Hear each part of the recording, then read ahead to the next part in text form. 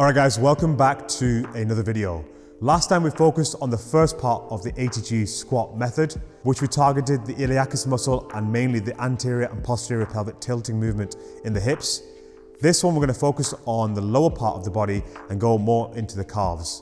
Now for most people performing a deep squat, what you'll notice is a lot of people will struggle to get their knees past their toes. That dorsiflexion movement we need in order to push those knees over the toes is one of the primary ranges of motion we need in the lower body to help us sit in that deep part of the squat. Now, generally speaking, based on how tight your calves are, will determine how tight the ankles are as well. So for this exercise, there's two ways I'm going to teach you how to focus on your calves. Number one is the 3-point calf stretch, and number two is the wall calf stretch. Now when you're doing this, I want you to make sure that you're focusing on the first one, which is the 3-point calf stretch, before you start going on to the second variation. The second variation is a lot more intense, and I would only recommend that if you can get around 20-30 degrees in that dorsiflexion movement. Now for the average person that's trying to train that knees over toes movement, most people start around their knee being in the same line as the toes. This is one of the reasons why when a person goes into that deep squat, they struggle to push that knee further forward, and hence why the pelvis tucks underneath. And this is what we call a butt wink. Right, before we get into those two calf stretches, the first thing we're going to do is improve on that range of motion in the ankle to help us push our knee past the line of the toes. So to do this, we're going to use a plyometric box or something that will elevate our foot. We're going to place our foot on top of the box, and then we're just going to set our weight down. So think about squatting down towards the ground. And then you're going to try and push your knee as far forward as possible. Now when we're doing this, we're going to make sure that heel stays down on the box. So then we're being as true as possible in the form of our dorsiflexion. Next, we're going to try and lift the toes up as high as possible. And you'll notice if you're at your end range, the toes will barely rise. You're going to start to feel that contraction around the ankle joint, especially this area here. We're going to hold that for 10 seconds. Relax it, take a deep breath in, and then as you exhale, see if you can push that knee a little further forward. What you'll notice is the knee will actually go a few millimeters forward. So in that new range, we do the same thing again. We try and lift the toes up. Again, you won't really have much lift from the toes. You'll feel that contraction around the ankles. Hold that again for 10 seconds, relax it, take a deep breath in, and then see if you can push it a little further forward. Now you want to do this as many times as possible until you come to a stop. But generally speaking, about 3 to 5 rounds is probably the sweet spot for most people. We could also modify the exercise by adding a kettlebell or dumbbell to the knee that we're pushing beyond the line of the toes. So again, you put your foot back on your object, then you place the weight on top of the knee. You don't want it on the kneecap, just on top of the thigh. Then you go back into that deep squat down towards the ground, and then you push your knee as far forward as possible.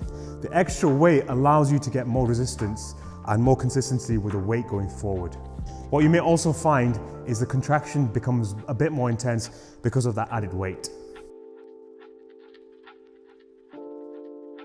Okay, for this exercise, we're going to need something that we can step up on. So if you don't have a step or a stool, feel free to do this exercise on your staircase. So first thing we're going to do is step onto our object. Next, you're going to bring one of the legs back and you're going to place your foot halfway off the edge of the back step. You're going to drop the heel down and you're going to slightly bend into the front leg. As you do this, you're going to start to feel that stretch down the calf.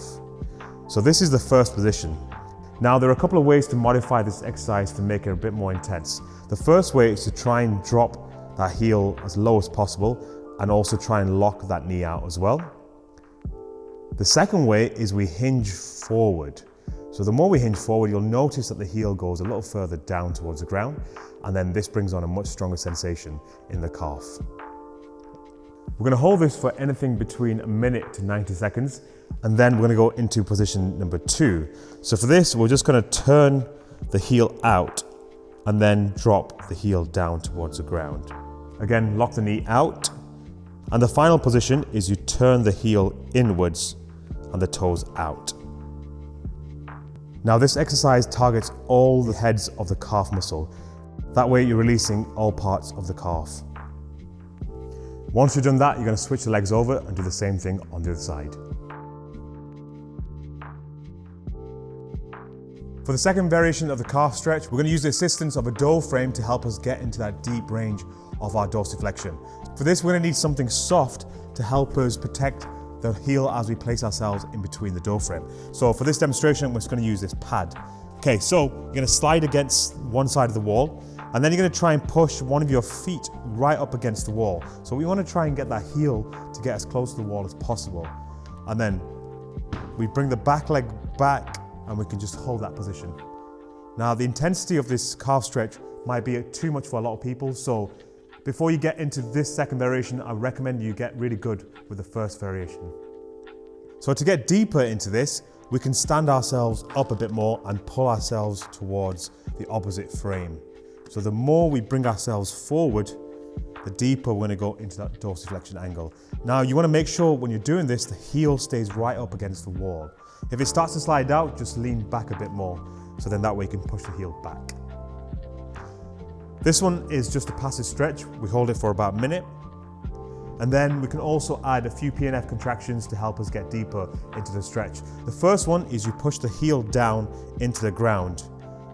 You hold that for 5 seconds, relax it, take a deep breath in. As you exhale, see if you can push yourself deeper into the stretch by either leaning forward or sliding the heel closer to the wall if you haven't got the heel touching the wall yet. The second variation is you push the heel down and you try and pull the heel back towards you. So you press the heel down and you drag it back towards you through the ground. That's going to intensify that stretch. The third variation is you lift the toes up like we did with that dorsiflexion movement previously.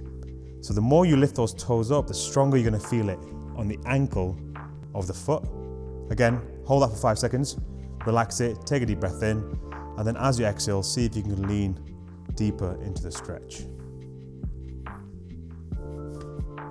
The more dorsiflexion you have, the more upright you can go with the foot. Shake the leg off and do the same thing on the opposite leg. All right, try these exercises out and let me know how they go for you. I can guarantee they'll make a huge difference to your calf flexibility.